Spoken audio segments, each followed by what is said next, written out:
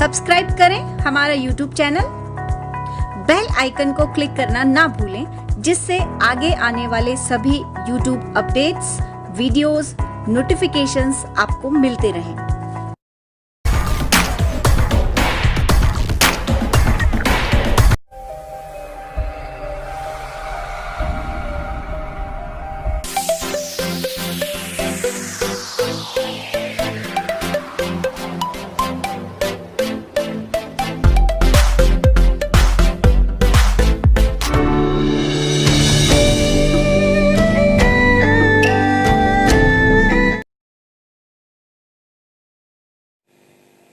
नमस्कार मित्रों, मैं मास्टर ओपी लेगा चाणक्य अनअकैडमी की ऑफिशियल यूट्यूब चैनल पर आप सभी का स्वागत करता हूं। तो दोस्तों, हम पढ़ रहे थे राजस्थान के भौतिक प्रदेश, और राजस्थान के भौतिक प्रदेशों में हमने दो प्रदेशों को पढ़ लिया, उत्तर पश्चिमी मरुस्थलीय क्षेत्र और मध्यवर्ती अरावली पर्वतीय क्षेत्र को हमने पढ़ लिया है। और आज हम पढ़ने जा रहे हैं दोस्तों पूर्वी मैदानी भाग। ध्यान दीजिए दोस्तों, आज हम पढ़ेंगे पूर्वी मैदानी भाग, अर्थात ये वाला भाग। ध्यान दीजिए, इस भाग को हमने पढ़ लिया और इसको भी हमने पढ़ लिया। आज हम पढ़ेंगे पूर्वी मैदानी भाग।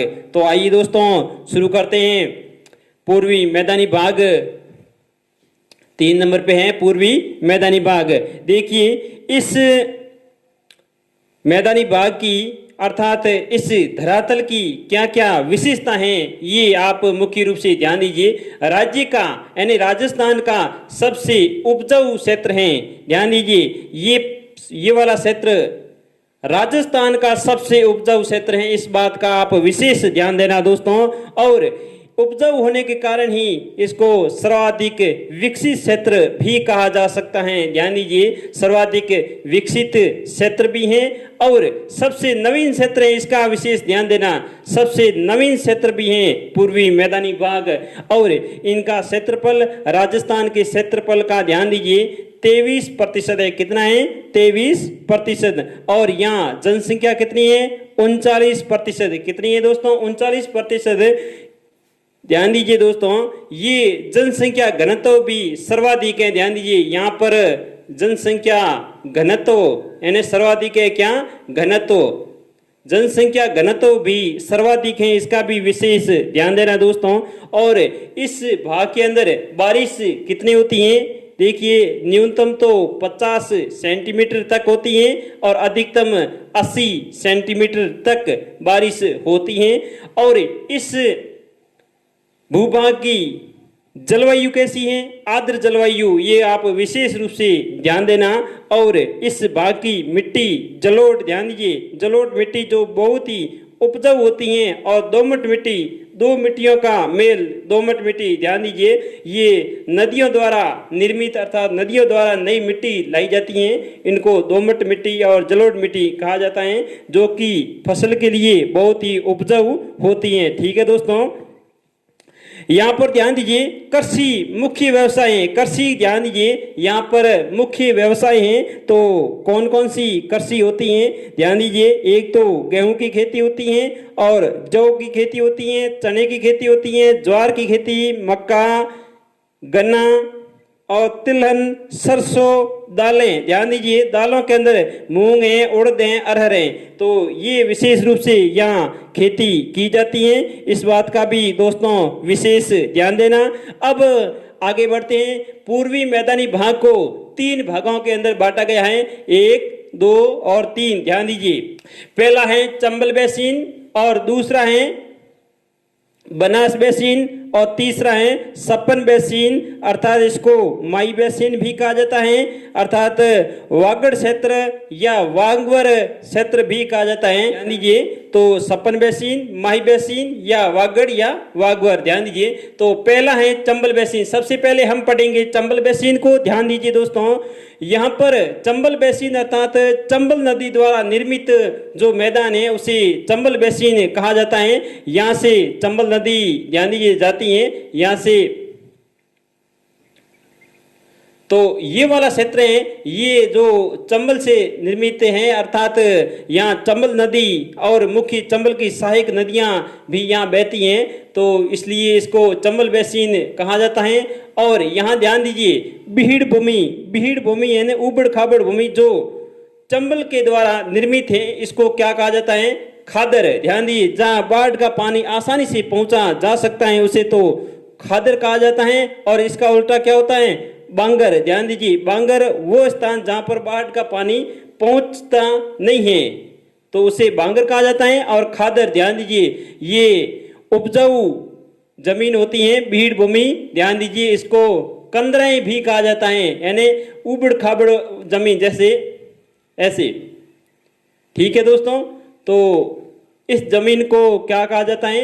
बीहड़ भूमि या खादर या कंदराएं। ठीक है, तो ये सबसे ज्यादा चंबल नदी द्वारा बनाई जाती हैं, अर्थात निर्मित होती हैं ये बीहड़ भूमि।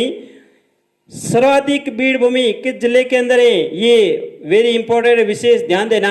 धौलपुर जिले के अंदर सर्वाधिक बीहड़ भूमि अर्थात खादर या कंदराएं पाई जाती हैं, इसका भी आप विशेष ध्यान देना दोस्तों।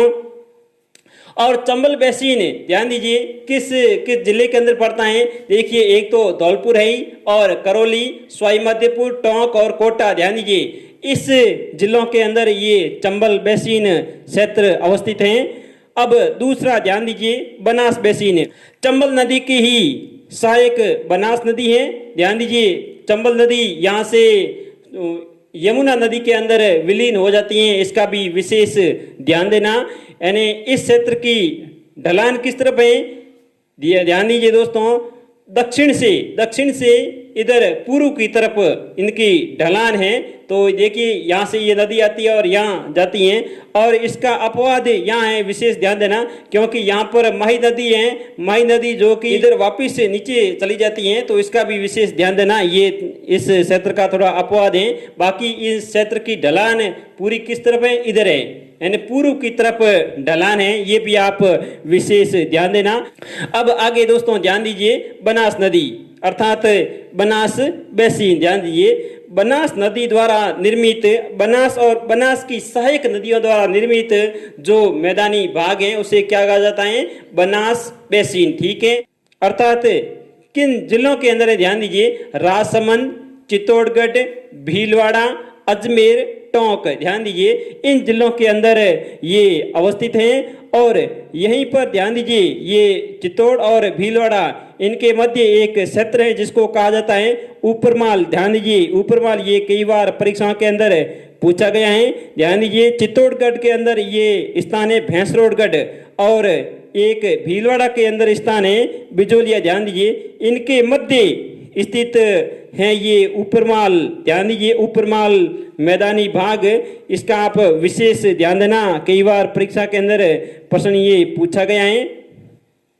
अब आगे ध्यान दीजिए, सप्पन बेसिन अर्थात माही बेसिन या बांगड़, ये प्रतापगढ़, डूंगरपुर, बांसवाड़ा और दक्षिण पश्चिम। ध्यान दीजिए, दक्षिण पश्चिम उदयपुर, यानी ये वाला क्षेत्र, इसको सप्पन का मैदान भी कहा जाता है, इसका भी आप विशेष ध्यान देना। सप्पन के मैदान में प्रतापगढ़ है, बांसवाड़ा है और इधर डूंगरपुर। ध्यान दीजिए, बांसवाड़ा और डूंगरपुर और प्रतापगढ़। ध्यान दीजिए, इन तीन जिलों के मध्य जो मैदान स्थित है उसको सप्पन का मैदान कहा जाता है, इसका भी दोस्तों आप विशेष रूप से ध्यान रखना। तो दोस्तों, हमने ये तीन तो पढ़ ली हैं, उत्तर पश्चिमी मरुस्थलीय प्रदेश, मध्यवर्ती अरावली पर्वतीय प्रदेश, पूर्वी मैदानी भाग। अब हम आगे पढ़ेंगे दक्षिण पूर्वी पठारी प्रदेश। तो आइए दोस्तों, हम चौथे भाग को पढ़ते हैं, दक्षिणी पूर्वी पठारी प्रदेश। ध्यान दीजिए, दक्षिण पूर्वी पठारी प्रदेश को हमने ये तीन भागों को पढ़ लिया, अब हम चौथे भाग को पढ़ेंगे।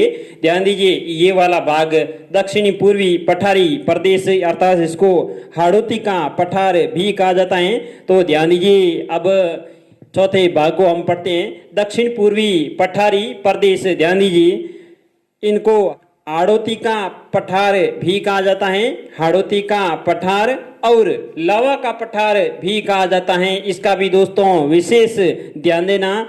इनका क्षेत्रफल यानी इस क्षेत्र का यानी दक्षिण पूर्वी पठारी क्षेत्र का क्षेत्रफल राजस्थान के कुल क्षेत्रफल का 7% है। कितना है? 7% है। और यहाँ की जनसंख्या 11% है। ध्यान दीजिए, पूरे राजस्थान की जनसंख्या का यहाँ पर कितने प्रतिशत निवास करती हैं? 11%। ठीक है दोस्तों।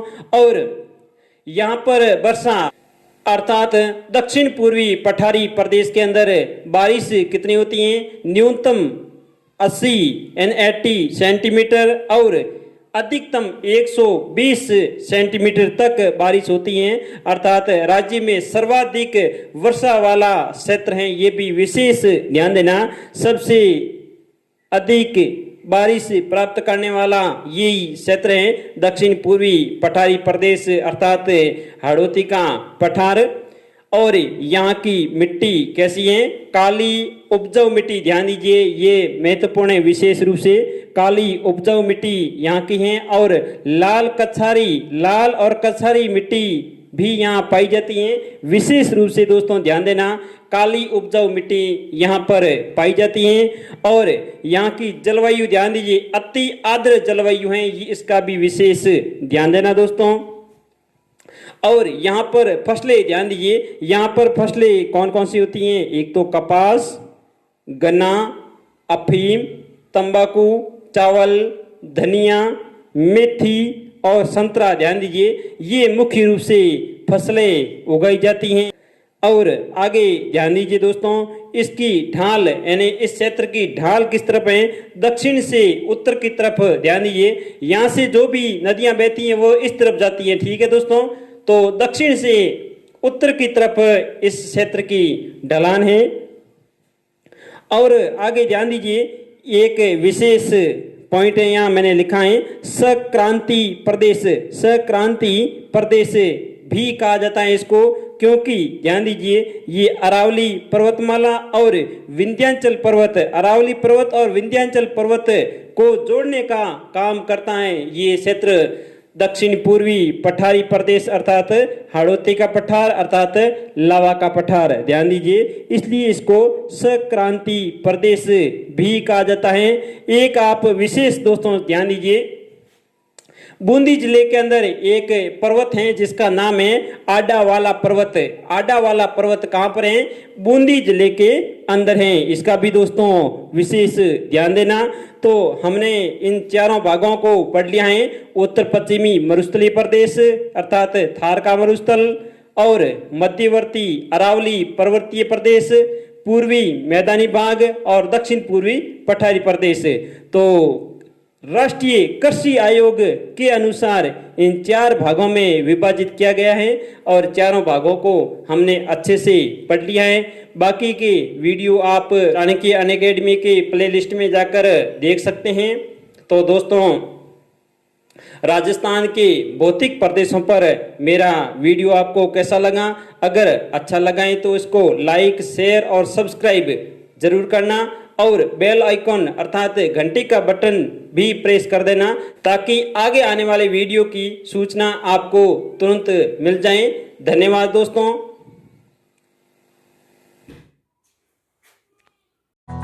सब्सक्राइब करें हमारा YouTube चैनल, बेल आइकन को क्लिक करना ना भूलें जिससे आगे आने वाले सभी YouTube अपडेट्स, वीडियोस, नोटिफिकेशंस आपको मिलते रहें।